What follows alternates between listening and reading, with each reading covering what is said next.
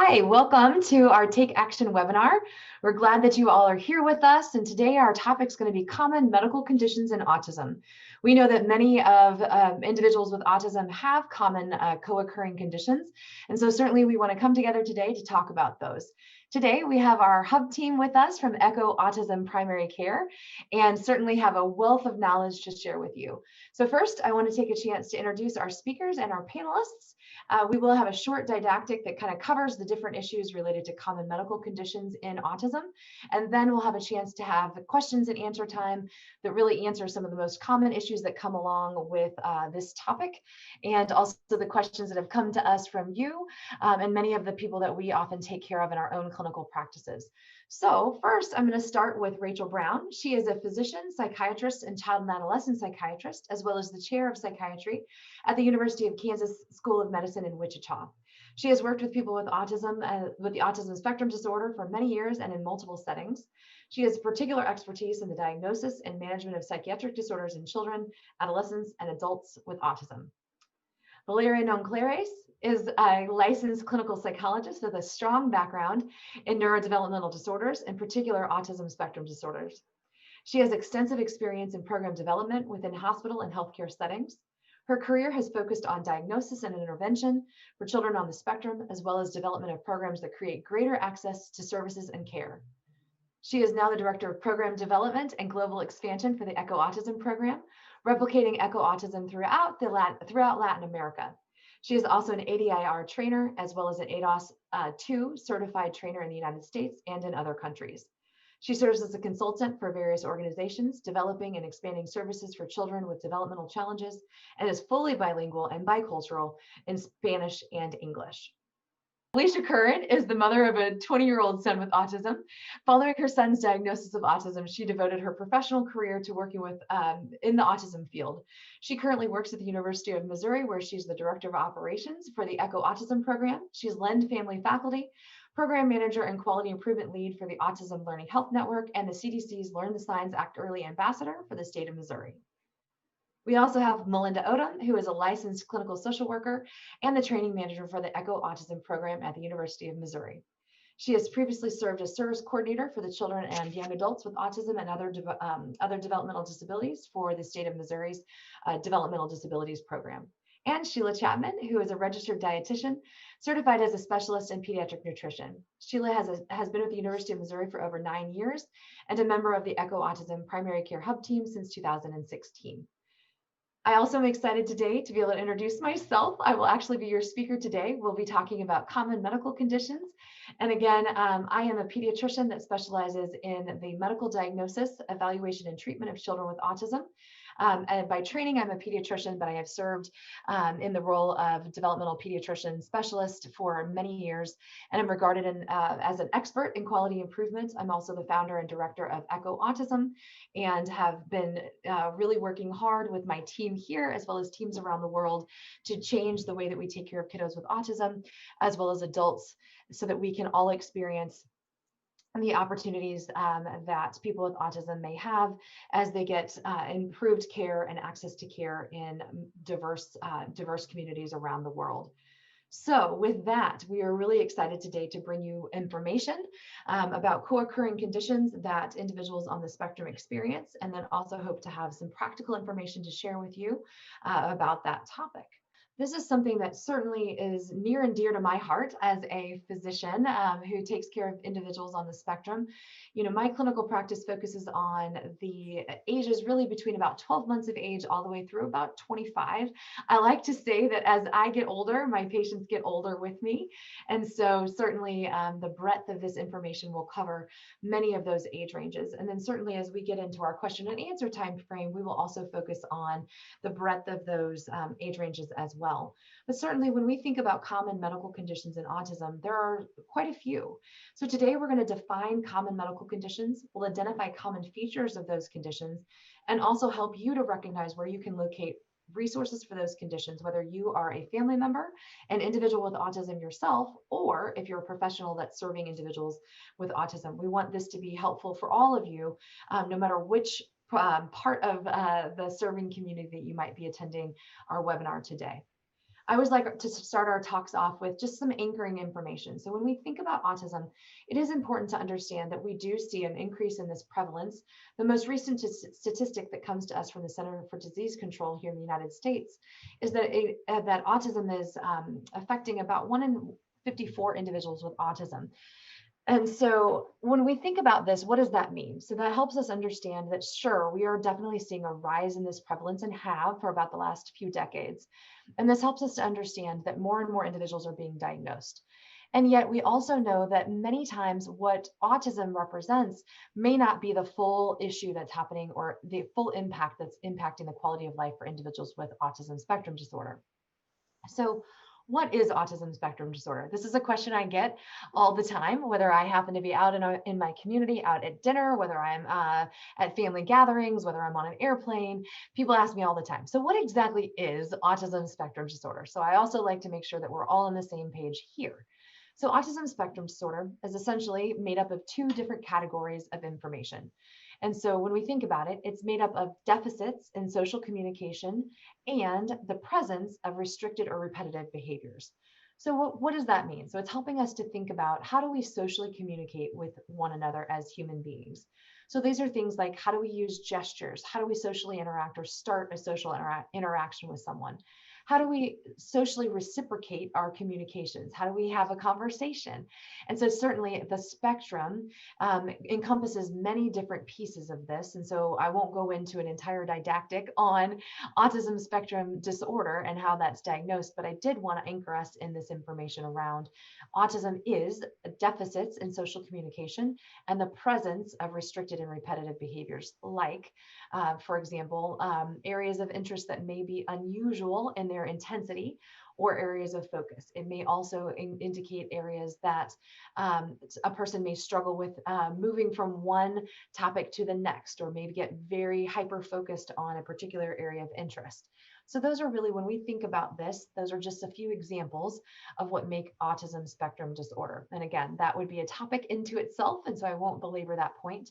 But what I do think is important for us today is to understand that what is really important here is that autism, yes, those core symptoms are important, but autism is much more than that. And so when you talk to family members or people with autism spectrum disorder, they'll often tell you that, yes, those core symptoms may be impacting their lives, but there's actually many other things that underlie that diagnosis.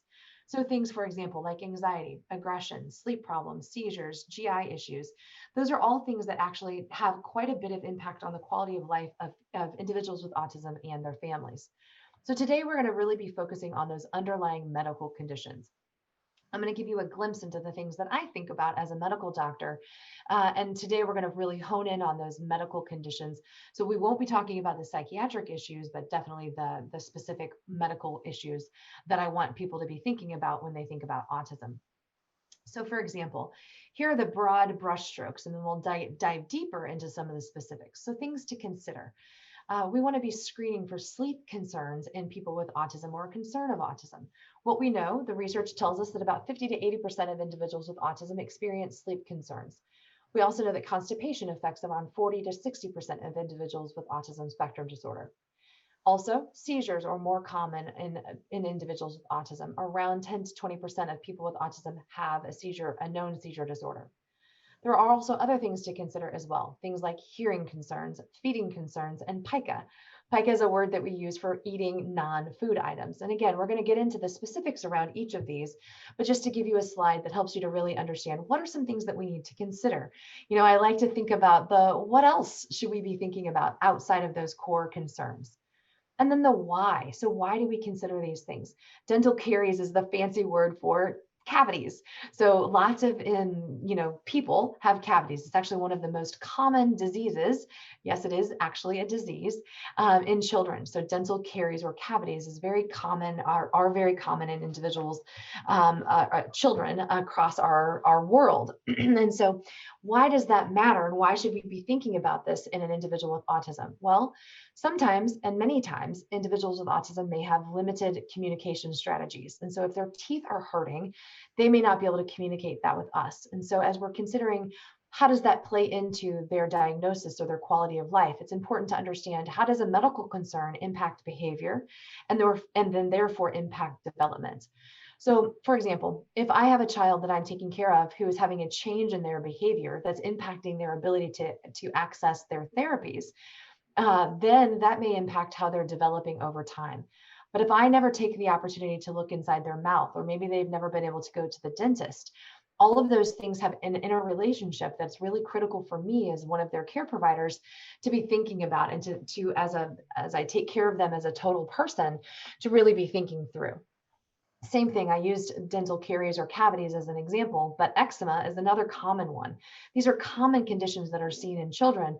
And certainly, though, if you have a child who is having less ability to communicate their issues or their concerns with you, it's important for the care team to be thinking about, oh, I noticed that they're really itching their skin a lot, or I've noticed that they really seem to be bothered by that rash. I wonder if they've seen their primary care doctor, or I wonder if anyone's looked into that.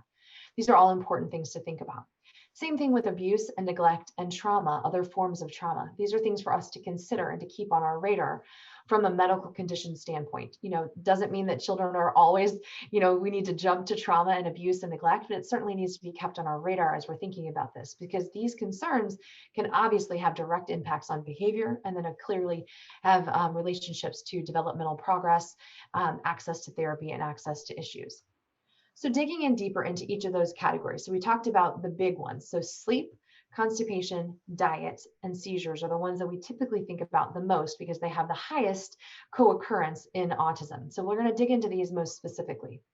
So when we think about sleep, some of the questions that I like to encourage people to ask anytime that they're interacting with an individual with autism. So for example, when I see a person for a follow-up appointment, these are the questions that I ask. I also encourage any person seeing a child for autism in the medical space to ask these questions. But I would encourage you that if you are seeing them in the therapy space, whether that's speech therapy, occupational therapy, if you're a teacher, these are all questions that anyone can be asking. So here are some questions.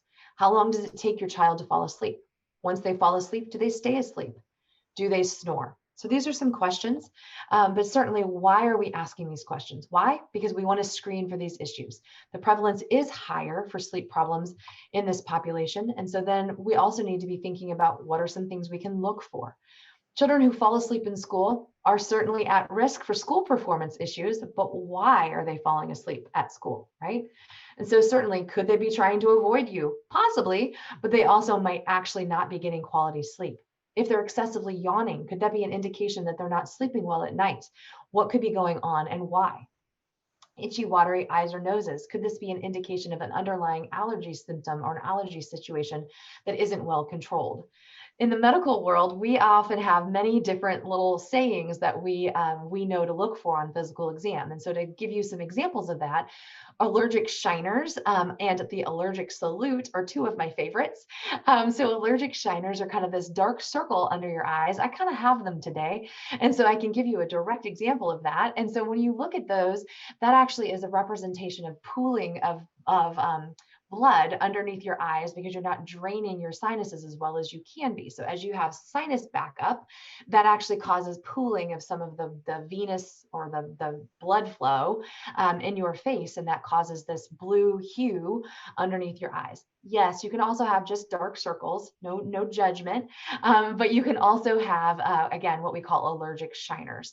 The allergic salute, which is what this little guy is doing in one of the pictures, is from excessive itching of your nose. It can actually cause little wrinkles on the bridge of your nose, and that's why we look for that in examples or in our physical exams when we're looking for potential underlying allergy issues. So that allergic salute is from constantly rubbing your cute little nose. You can cause allergies or little lines to show up, and that's the allergic salute. So again, so those are some things that you can be looking for. Again, if you're a parent, if you're a school professional, if you're a therapy professional, or if you're in the medical space, these are all some things that can give you some clues about possible underlying sleep issues going on. And then what are some things that you can be doing to help individuals with autism sleep better? So the theme of today is going to be a lot about what questions can you ask to screen for sleep issues, and then what things can you look for? And then what are some strategies that you can use to support your community, whether that's, again, your own household, your school, your therapy patients, or your client, your patients in your clinic to improve their sleep outcomes. And so certainly there are some great tools from the Autism Treatment Network and the Autism Autism Intervention Research for Physical Health Network that I use all the time with my patients. And so strategies to improve sleep for children with autism, both in the early years as well as in the teen years, are outstanding resources to be used. Often we really want to focus in on the strategies related to behavioral modifications first.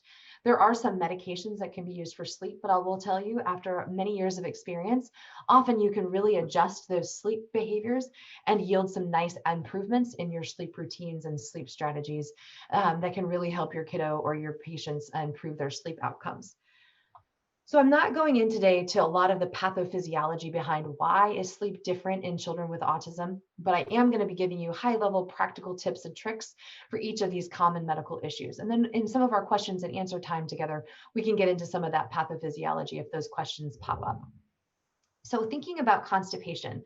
So what are some questions to ask? We've already established that constipation can be more common in individuals with autism. So it's important to be thinking about this. I know a lot of people don't love talking about poo, unfortunately, or fortunately, depending on how you look at it. It's something that I talk about a lot. And so when we think about this, these are some questions that can help. How often is your child having a bowel movement? Does it hurt when they go to the bathroom? Do they hold it? Are there stool marks in the underwear? In the pediatric population, we call these skid marks in the underwear. So you're looking for residual evidence that there might be some holding going on. These are definitely clues that there might be constipation. And then do they have stooling accidents? I'll come back to that on one of the upcoming images that will help you understand why a stooling accident might actually be an indication of constipation and not diarrhea. So we'll come back to that one for those of you who I'm sure are excited to talk more and more about poo as we go along. So then what are some indications that you should look for that might be telling you that constipation might be a problem for your child? I want to keep reminding you about that interplay, right? The medical concerns indicating or leading to behavioral concerns that could lead to a long-term developmental concerns, and that triangle that we talked about on one of the earlier slides. These are things that really are issues for families and can have a major impact on quality of life. So when we think about these things, this is what we're talking about and why it's important for us to be having these conversations today. So tight cheeks, holding that stool, those are some things you can be looking for. Thinking about what does that look like? When you think about gas, so if your child is having excessive gas, that might be an indication of constipation. It's not the only thing it could be the indication of, but it certainly might mean they're constipated. So when we're thinking about that, that's important. Accidents related to diarrhea or urine could also be a sign of constipation. Again, this is not diagnostic. I don't want you to take this talk and be like, whoa, my kid has constipation because they have, they're having urinary accidents. That is not the only reason that a person can have these issues, but it certainly could be something to look for. Pain. Many of our kiddos with autism, they have unusual ways of expressing pain. So if you have a child who's pushing against a chair or a table or your hand, on their bellies, that may actually be an indication that their belly hurts. They may have gas. They may have, again, backed up stool in their belly. And so they might be pushing against an object or you to try to indicate or relieve that pain. And so those are indications that there might be something else going on there.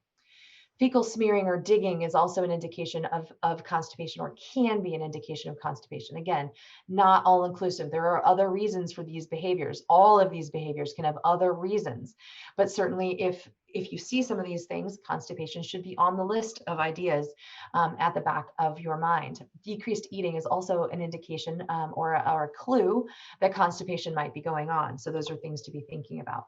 Okay, so the slide that everyone's been waiting for.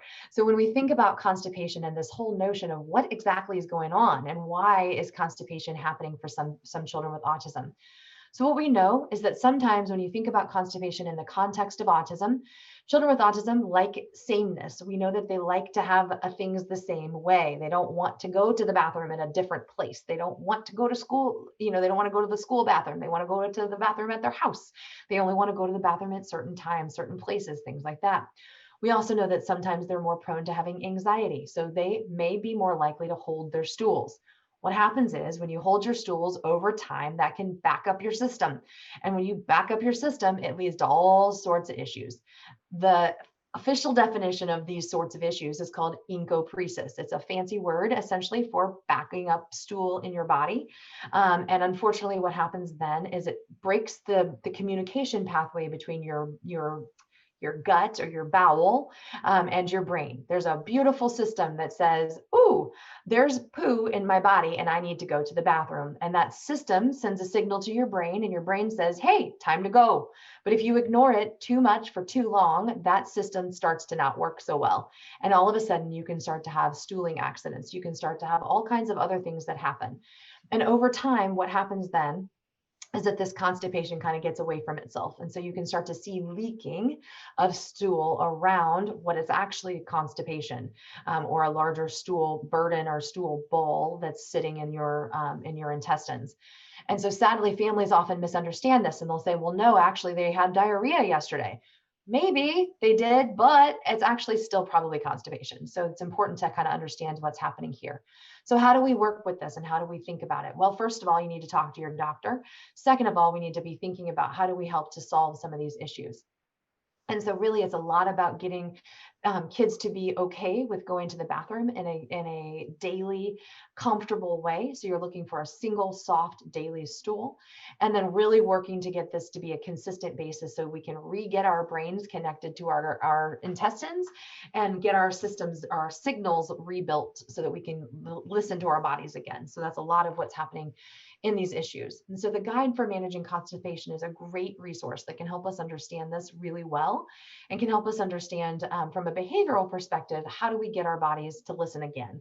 So this guide has lots of tools for diet as well as strategies for sitting on the toilet on a regular basis, working on different strategies for helping a child learn to have a single daily soft stool without pain and without those issues. Again, certainly constipation is something to certainly seek guidance from your doctor about. And so a pediatrician, family physician, nurse practitioner is a great resource, as well as a dietitian who can help with those dietary challenges that often co-occur in the view of constipation. So next up, as far as topics and common issues that may occur, we certainly have questions related to seizures. So seizures are more common in individuals on the spectrum, and so it's important for us to be thinking about this as well. So a question I like to ask my patients, and I ask every one of my patients when they see me, is, does your child ever stare off into space and you can't get their attention? This is a pretty, sensitive question, meaning a lot of people are going to say, yeah, they stare off all the time when they're watching TV or what have you. That's exactly what I want them to say. So I want them to be able to say, yeah, they stare off a lot, right? Because guess what? I don't want to be missing seizures. So I want to have an opportunity to have a conversation. And so you do too. You want to have that conversation with your class, or with your student, or with your therapy client, or with your patients in your clinic as well. And again, if you are a person with autism, you want to be thinking about these things. So if somebody says to you, do you know you stare off a lot? That's a time for to have a conversation. So of course, I daydream and stare off into space all the time. I'm not having a seizure, but I want to make sure that if my patients are experiencing this, that they are not having a seizure. So there are some other questions that we can be asking to get down into more specificity around what's going on. So when they stare off into space, the question I often ask is, do they blink? Are they responding to their name? Are they just zoned out? Are they watching their show? Are they really focused on what they're interested in? Or is there something else going on here? I'm often asking then also, are they tired after they're staring off? Do they have a change in their behavior? Are there erratic behavior changes that seem to come out of nowhere? And are these things that are happening often, or do they happen out of the blue? And this helps us get some interesting, more pieces of information. Some things that you can be looking for also, again, are those blank stares. Do you notice that they're staring off into space and you can't get their attention? Abrupt changes in behavior, abrupt crying or shaking that certainly may look like what you would consider to be a common perspective of seizure. Incontinence out of nowhere, as someone who has continence of urine or stool, and all of a sudden stops having those attained skills. Nighttime behavior changes can also be an indication of seizures. And so certainly those are all things for us to think about. Here are two very short examples from our dear friend YouTube. And so these are not patient examples. These are not my patients. These are from the internet.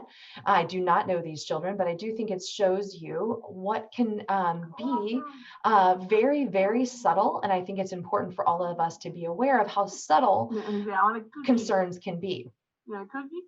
And so what I want you to see, again, is just more of this notion of this child's still moving, this child is still there, but yet he is clearly staring off and not responding. His eyes are not blinking.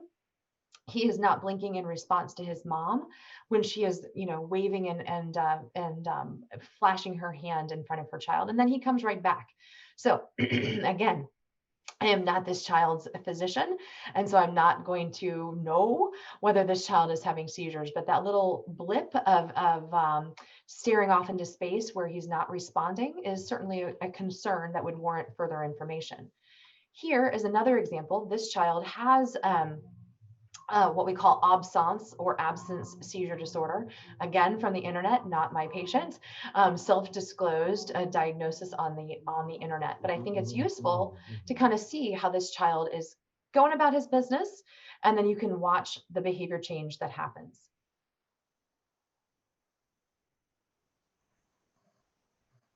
Do you notice how subtle it is and how he's right back to what he was doing very quickly?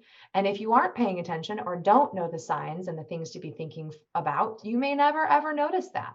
So certainly if you're a teacher, if you're a therapist, or if you're a parent, when you see these very subtle signs, it's okay to not know what's going on, but it is the chance for you to then bring that to your doctor, or your trusted health professional, and to be able to say, help me think about what's going on here. And should I be worried or should I not be worried, right? That's what we're here to think through, is how do we make sure that we're providing comprehensive, total person care as we think about these various issues. So then diet, everybody's favorite topic. And of course, I certainly love to think about this topic with my patients. So some questions you can ask to just get a good sense of what's going on for a child or related to their diet. So do they have a food, or do they eat something from a food group? Does the child refuse certain textures? Do they have a special diet? These are important things for your care team to know, because especially as a pediatrician, I want to make sure that I'm not having, that a child isn't at risk for nutritional deficiencies or nutritional risks that I want to be able to intervene on if there are opportunities to do so. Does the child eat non-food items? That's that pica word that we used before. So some children have really significant pica, of dangerous items. That has a different intervention for it than children who might be eating ice chips or different types of foods, non-food items that may indicate there might be some underlying issues that we need to think about. Does your child drink milk? Do they get spacey after long periods of fasting or illness? These are all different things that we can be thinking through, and asking our patients, if we are patients, clients, students, as we think about this. And then some things to look for. So as a pediatrician, or if you've ever been to the pediatrician or family physician, you know that we look at growth over time. These are things that parents also do. We like to look at our kids to see, are they growing? Are they gaining weight? Has their pant size changed? Are they getting taller? All of these things are important, and growth over time is really important to look at. When we look at kids, that is something that they don't just happen in a small little snapshot of time. We want to look at how they're growing and developing over time. So certainly looking at that is important. Lab evaluation is also something important. So certainly that's going to be done through your healthcare professional, but certainly labs can be useful. So looking at vitamin D can be useful in certain situations, protein, looking at labs that can help us know about hemoglobin levels, which would tell us about anemia, as well as thyroid studies can be helpful as well. Food aversions can happen in some children on the spectrum, as well as sensory challenges that can present themselves in different food aversions or food issues related to sensory concerns that we see across the spectrum as well. So these are some things that you might look for as you're interacting with individuals on the spectrum. There's some great resources, again, related to feeding behavior and autism that I love and I share with families a lot. There are some great strategies about introducing new foods, introducing increased variability in foods, and certainly some opportunities for us there. So then I want to talk a little bit about dental. So I, again, am a pediatrician, and first and foremost, I am a specialist, and I specialize in the care of individuals with autism and other developmental disabilities.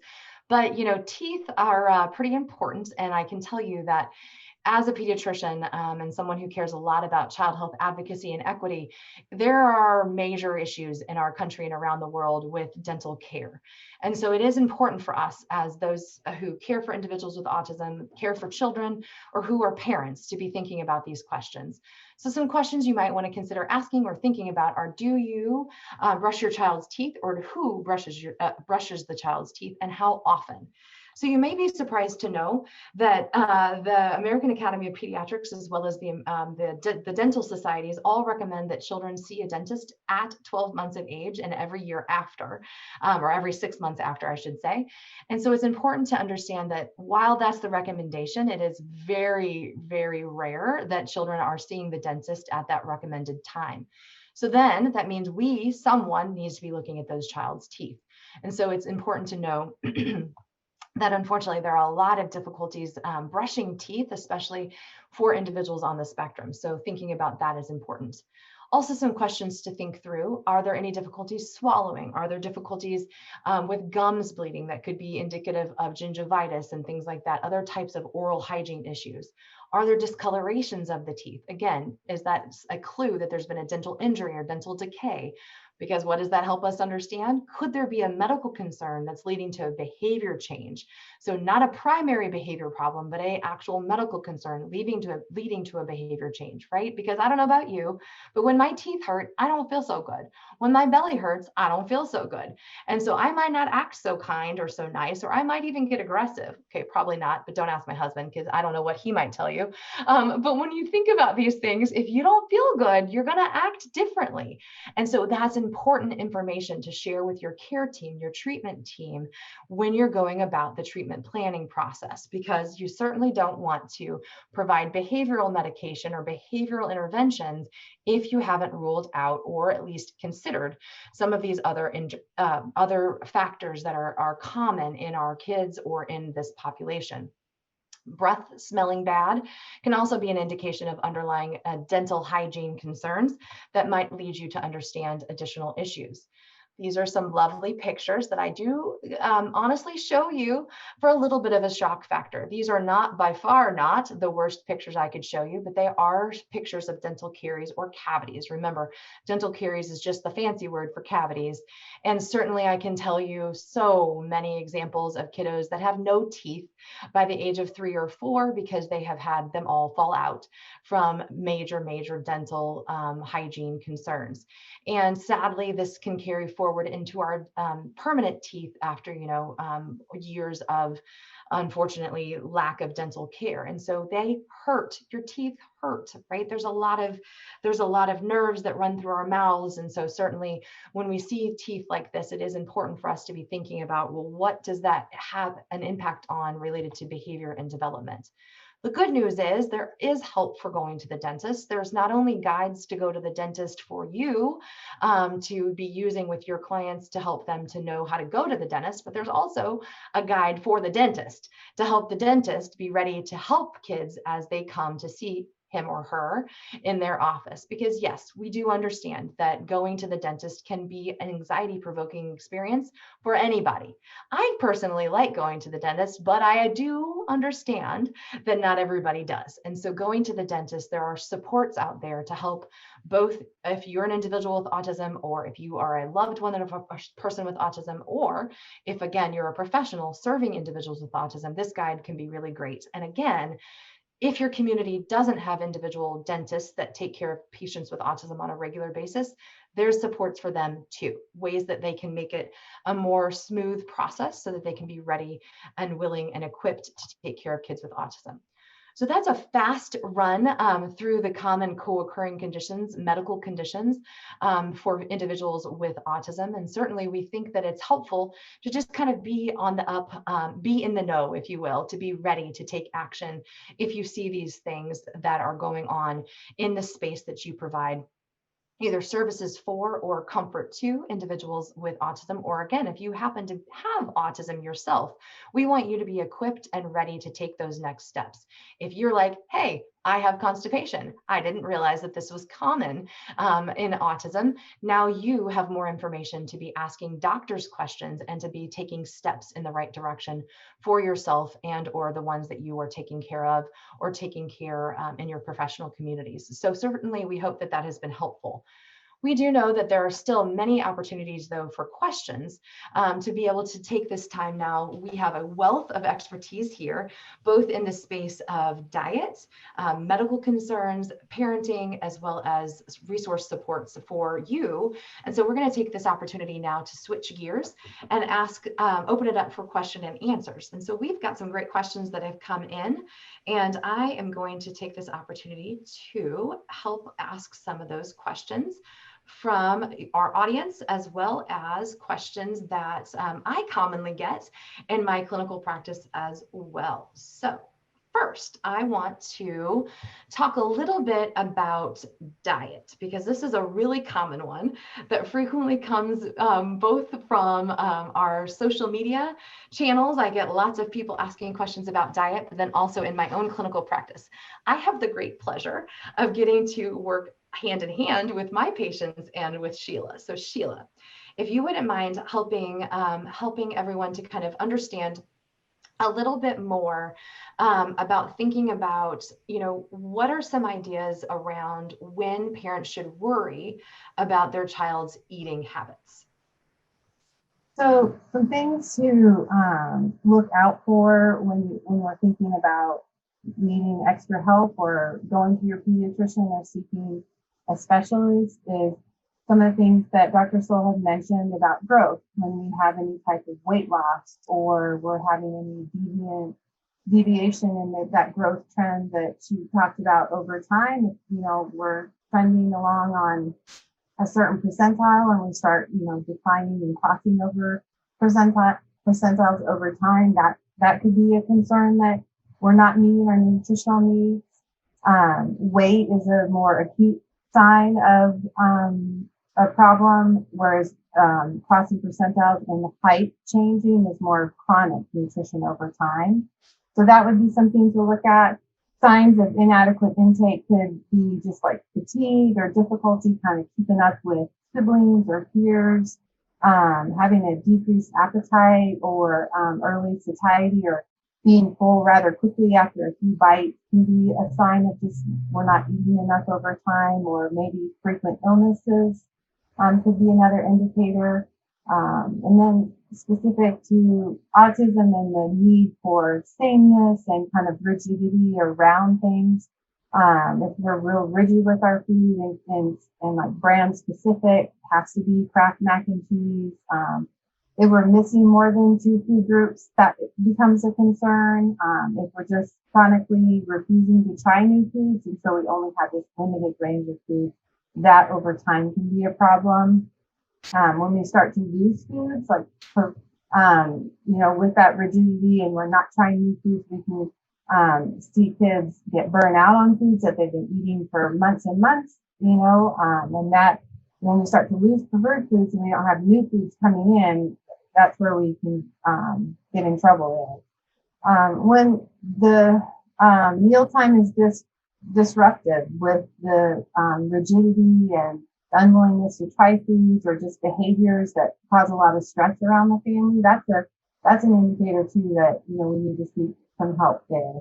And then lastly, it's just thinking about if the child's not progressing with a developmentally appropriate feeding skills and they're kind of stuck with just finger foods and they're 9 years old. So those can be some indicators too that we need to seek additional help. Great. That is really helpful. Thank you, Sheila. And again, I think this is a really common issue for families. And so certainly that information is very, very helpful. Thank you for sharing that with us. And so what about, when I think about these kind of core issues in autism and I think about diet, why are some kids so particular about different food items and so resistant to trying new foods? Like, what do you think about? Can you help us understand that a little bit better? That's a question I get a lot. So, that also can relate to those core symptoms that you talked about initially about being very rigid around change and transition and needing to have things the same time, making associations about certain foods are eaten here and certain foods are eaten there, kind of the same discussion, the same emphasis around the constipation and toileting is just, rigidity around what certain foods are supposed to look like or taste like, and anything that is different from that is really hard to um, for them to explore with. And then rigidity, if we don't have a regular established meal time due to some of those behaviors, and the child's just kind of used to coming and going, and significant behaviors that arise, then that creates that stress around family meal time. And so sometimes that exposure, that foundation of regular meals and snacks is avoided because it's such a difficult time for parents. Gotcha. Thanks. That's really helpful. I know that sometimes that can be really tough to understand as a parent, kind of like why is Tyson chicken nugget so much different than the banquet chicken nugget? And so, just I think that's an important, parallel to draw for people around that core Well, autism the symptom. things to think about that you brought that up is that, that sameness is if like the Tyson chicken nugget every time, or the banquet, every time you take it out, it looks the same. You cook it and it's the same. Whereas if you do a homemade chicken nugget, one time it could have more breading than the next, or, it's burnt more than, or browner than another time. Fresh fruits and vegetables. You think about how strawberries taste in the summer and how strawberries taste now. And, it can be crispy one time and then wilty the next. And so, vegetables can be raw or cooked. So, they're not always the same, and food's not always the same. So that's a really hard connection for them to make.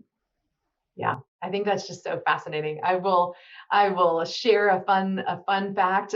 When Sheila taught me that, I remember thinking that is so cool. I just never drawn the parallel between the foods being, the sameness around food and fruits and vegetables. And I was like, oh yeah. So anyway, hopefully there are some aha moments going on in households out there as they listen too. So thanks, Sheila. That's really helpful. Very cool. All right, so let's talk a little bit about sleep. I think this is a topic that I talk about a lot. And so, when I think about sleep, everybody needs sleep, right? And so, certainly, getting sleep is very, very important to our mood, to our behavior. And so, yeah, Val, can you help us understand kind of where do we start with sleep and trying to help families if their kiddo is just not going to bed and it's taken an hour or two, where can they start with trying to make that better? I think just, along the same lines as feeding, oftentimes some of the sleep issues just have to do with poor structure around, just kind of sleeping habits.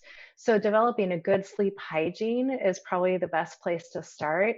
And that means, trying to kind of have dinner at the same time, maybe have a similar routine that kind of preps the child and the body to want to go to sleep. Um, Turning off those screens and those devices, probably a good half hour to an hour before going to sleep will also be helpful. But just having kind of that sleep hygiene in terms of, the structure and the routine and maintaining that routine or trying to set up a routine, because oftentimes there isn't much of a routine at night and things get a little crazy.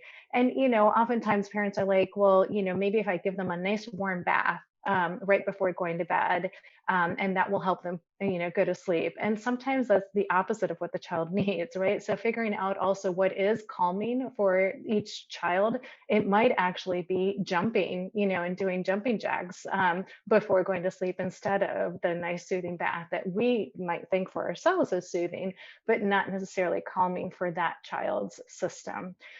So trying to figure out what is calming for that child and then setting up a sleep hygiene that includes the structure and putting together kind of some schedules in place in the home and trying to keep consistent with those as much as possible is probably the best place to start.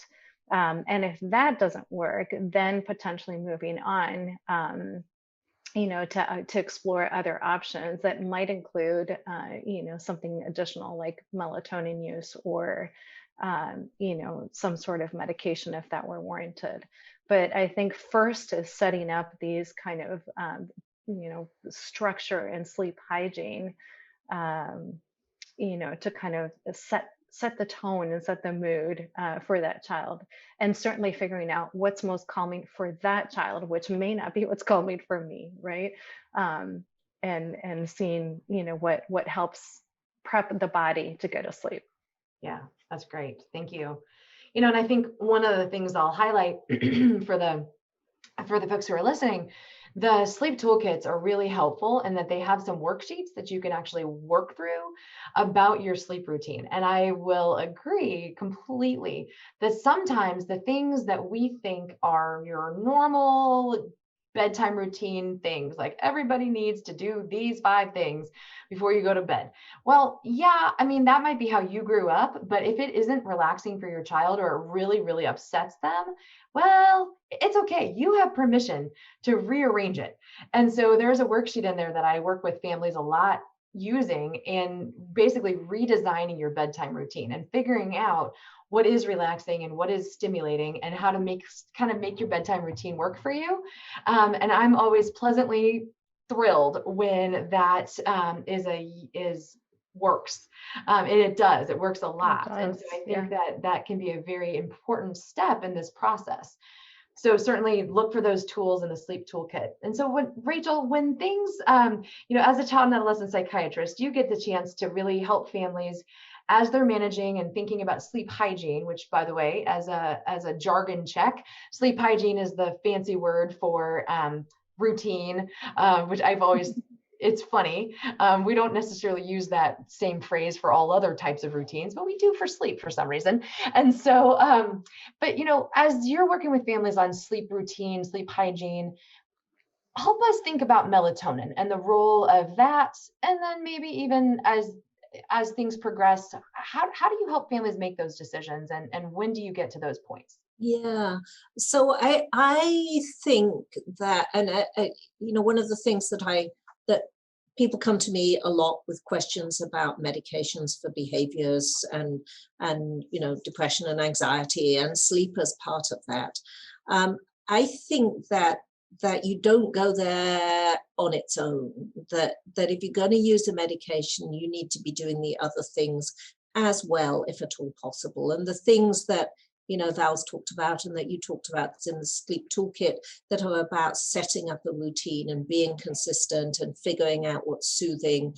And the other thing I would add that I didn't hear you say, but I think is part of this whole thing, is getting up at the same time as well. Because, if you get up at 10 o'clock on Saturday and 6 o'clock on Monday, then your whole sleep pattern is disrupted. And that's part of where melatonin comes in, because one of the things that our bodies do, and this is a normal part of how our bodies function, how our brains function, is that we have a whole set of hormones that gets released at different times of the day, according to where daylight is, according to our sleep routines. And one of the things that our body starts producing when it starts to get dark is this thing called melatonin, which is a hormone that's produced in the brain by this little gland that sits on the top called the pineal gland. And as the day goes through and it starts to get dark and you start to feel sleepy, one of the things that's making you feel sleepy is this surge in melatonin.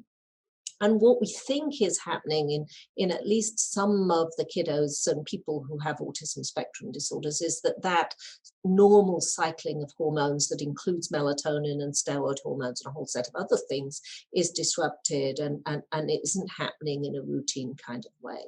And so if you're working with a family where they're saying, you know what, we're doing everything we can do, and we're working really hard to get these structures and routines set up, and it's really not working because he seems to be getting more and more lively and not so sleepy as the evening goes on, then one of the things you can think about doing in addition to all of the other behavioral stuff is to use a medication. Now, melatonin isn't a medication as such. It's actually sold as a food supplement. And there are good things about that, and there are also not such good things about it. The good thing about that is obviously that this is something that our bodies secrete anyway. And so there's a lot of perceptions that this is somehow more natural and safer. We don't actually know that, because one of the things about food supplements is not only do we not know how much of the supplement is in the food supplement that you're actually being sold. So it's a good idea to talk to your pharmacy and get one that it is actually more likely to have. If it says it has melatonin, it actually does have melatonin in. But the other thing about it is that we do actually have to do less research on food supplements and natural hormones. So we actually know less about the safety issues. Now, that doesn't mean that melatonin isn't a safe thing to utilize. I think there's not much data that it's actually dangerous, but there are some side effects to it. One of the big ones is that it can cause sleep disruption in itself. So you get some people who are really groggy and start sleepwalking or bedwetting or whatever if they take melatonin, or that it makes them feel dizzy or lightheaded in some ways, or can mess up your GI, your gastrointestinal tract. And we already heard a little bit about some of the issues that that people with autism and spectrum disorders are having to deal with respect to all of that stuff. So it's not an entirely, just because it's natural doesn't mean it's benign. On the other hand, it's something that a lot of us with disrupted sleep cycles will use and find really helpful. And shift workers use it. People who travel a lot use melatonin to really readjust their normal hormonal balance to changes in routine, so that when their bodies really don't have time to readjust on their own. And a lot of parents of kiddos with autism will find it helpful as well. You do take it 2 to 5 hours before you want your child to go to sleep, because it's not a sedative in the way that other sedating medications that work within 20, 30 minutes. It doesn't function like that.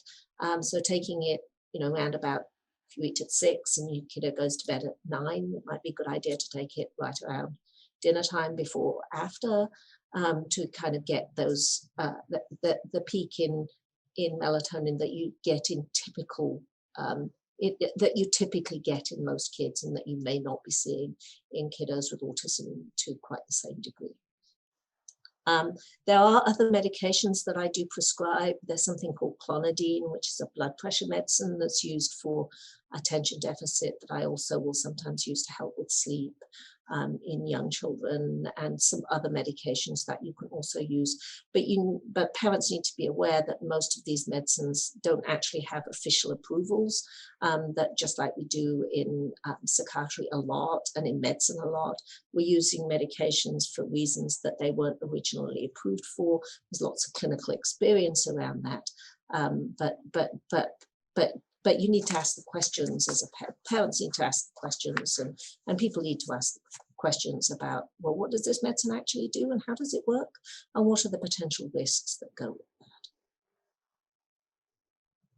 Thank you. That's really helpful. And I know a lot of families will find that very helpful to kind of understand that thought process and understand the role of melatonin. And so thinking about, again, families and how we navigate a lot of the roles that, our families are playing. And certainly, one of the things that I mentioned is that there are the core symptoms of autism, and then there are all the other things that go around that diagnosis, everything from anxiety to challenging behaviors to medical co-occurring conditions. So when a family's not sleeping well, or their kiddo has chronic belly pain, or all of these different issues, it can certainly place a lot of stress on the family. So Melinda, this one's coming to you. When you think about it from your perspective of, thinking through supporting families and, supporting a parent's own mental health, what are you thinking? What would you share with someone who's listening today, either a professional who's supporting parents or parents themselves, about, some important key points to to guide them during challenging times? Yes. Well, I think some of the key points would be really to make sure that you have a support system, whether that be friends, whether that be a professional support system where you're seeking out some counseling for yourself. I think also really understanding what resources are available for your child that you can access when things get stressful or when times are tough, that you have easy access to those things and they're at your fingertips, and that you can reach to those things and have them available. And so really that support system, that knowing where you can get help, where you can access help for your child.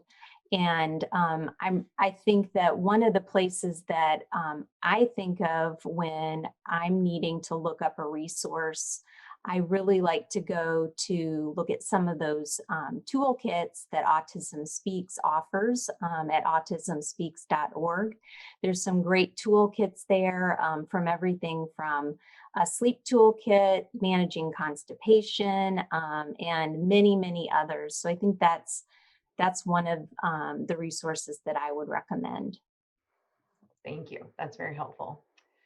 All right. So, we are getting close to wrapping up our time together today, but we've had some great questions and I think a lot of really great tidbits of information to share with all of you. And so certainly one of the things that I think is important for us to hear, and always we at Echo Autism and Autism Ready communities are always thinking about that lived experience and thinking through, what does it mean to bring all of this together? And so Alicia is, as a parent, as you know, as you heard me say at the beginning, of a young adult on the autism spectrum.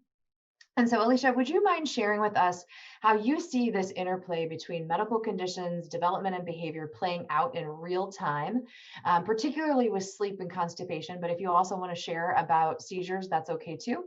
So go ahead and kind of give us a little bit of insight into how you see that triangle really, really taking shape in your own world.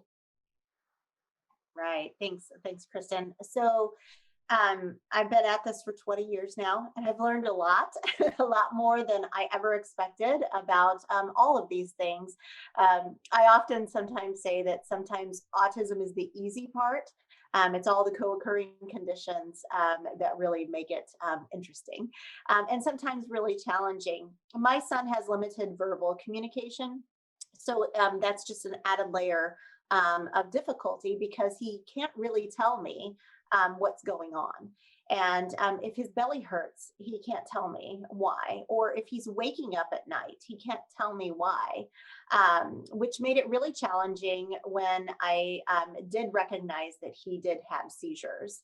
I actually had two of my 4 children had seizure disorder. And I think for the parents out there, those subtle differences are huge, and just really monitoring that behavior and what happens before and after, and is really, really important for parents to recognize.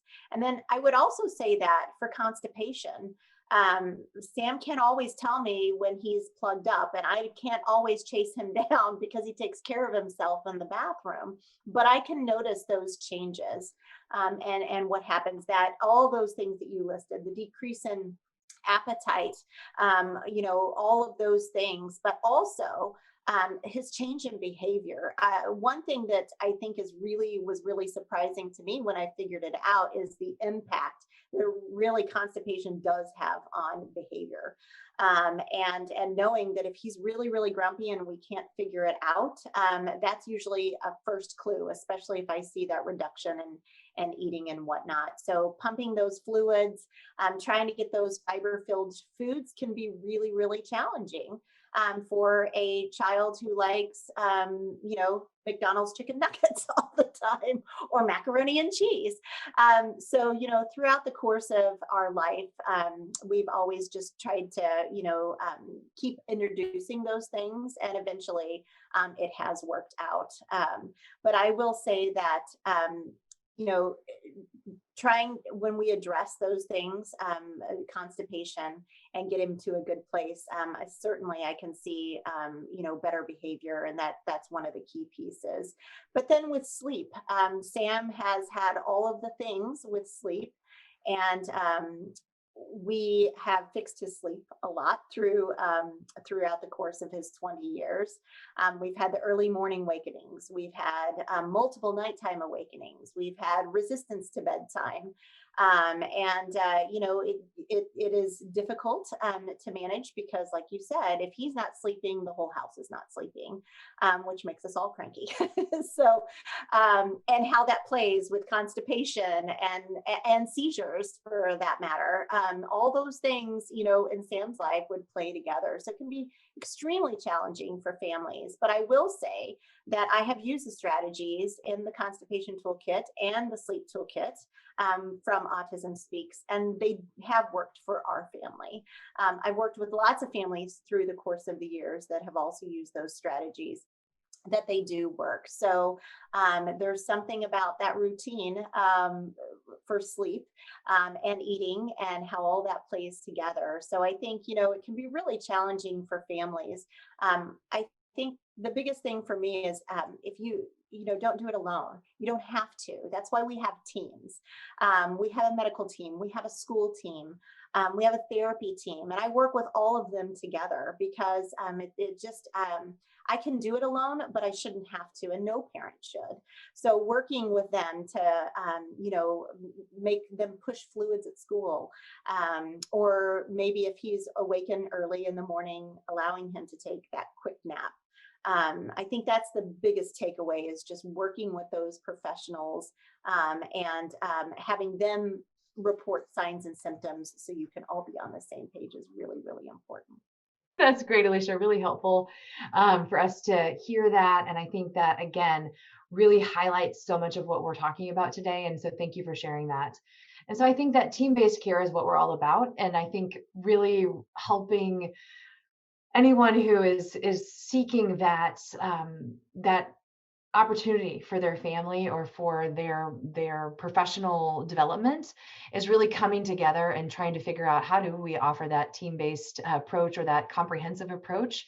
And so certainly I am so thankful to our team today in figuring out how we can come together to think about common medical conditions that are impacting all of the lives, or could be impacting the lives of individuals with autism across the spectrum. When I think about, whether it's a behavioral intervention, a behavior tweak that might make a difference, or whether it's helping a parent, I'm so thankful to have a team like this that's by my side, serving individuals on the spectrum. And so I want to give an opportunity for Val to really kind of highlight some of the work that she does in that clinical psychology space, as she's worked in intervention for quite some time. And so Val, are there some things that you want to share with us related to the role that you have played in intervention and in supporting families in that team-based care? Yeah, I think this is a crucial point. I think oftentimes families find themselves, going from specialist to specialist, trying to piece all the pieces together that go into working with something like autism. And, unfortunately, autism does impact various areas of development, like we've seen today. It could impact behavior, it could impact feeding, it could impact, sleeping, and all of that has an impact on how the person is able to function and how the family is able to function. And so bringing all these pieces together is very important. So I think,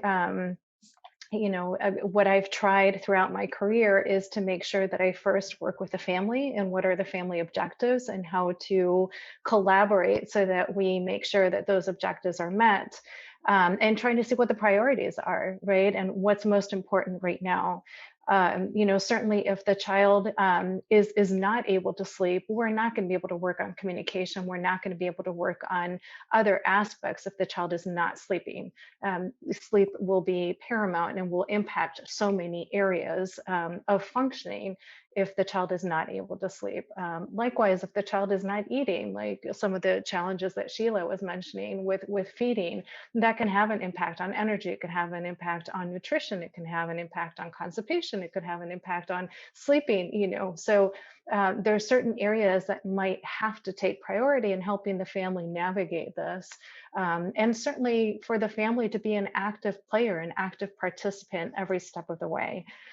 So my role has always been to share my knowledge as much as possible with the families and have them be equal partners in everything that we're doing, and very much so in the decision making, trying to figure out what makes sense, for their child, and helping them become the most competent parent for their child. And it'll be different for each family and for each child, depending on what the particular needs are, depending on what the different areas that are most affected. And that's where those individualized plans come into play, right? Whether that's for school, whether that's for intervention. And for each family, what each family needs in terms of resources and support, like Melinda was saying, it's so important to figure out, what is the most, sometimes it's another parent, right? So connecting that family to another family that has gone through something similar, and having that parent to parent is much more effective than anything I could ever say. Not being in the role of a parent who has walked that walk before. So sometimes it's just really figuring out what is most needed for that family and for that child. Start there, and one step at a time, figuring out what the next priorities are. But I think always keeping in mind that it's a team. It takes a team. I would never work alone. I've been very happy that all my life I've been part of a team of professionals, a multidisciplinary team, and that team always includes the family. So that having that component, I find is the best way and the most effective. And even when we look at the research that looks at what are the most effective intervention protocols and programs, it is those that include the families, and where the family is an active participant every step of the way. Those are the ones that have the best outcome over time, and where the children make the largest gains. And so it has to be from day one, it needs to be part of our planning as professionals in the field, and as parents, you should demand that as part of your intervention protocol. Yes, absolutely, 100% agree. And so with that, I am going to close out our time together with just a couple of highlights to make sure that, when you're reviewing or watching this webinar, we really hope that this highlights the important things for you to be aware of. Autism is a diagnosis, and yet it is just one piece of the puzzle, right? And so the important piece to all of the things that are going on for a person with autism really have to do with their entire lives, right? So thinking about all of those pieces to the puzzle.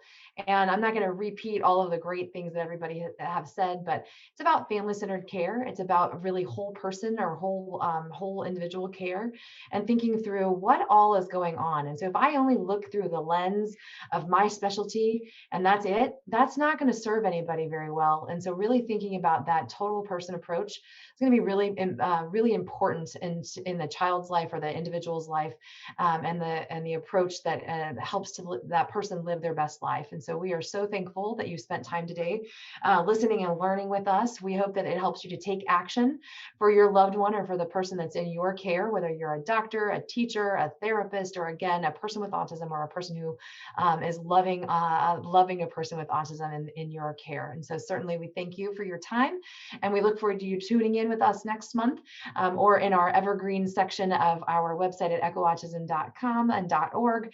And so we look forward to hearing from you, and staying tuned and staying engaged, and we will talk to you soon.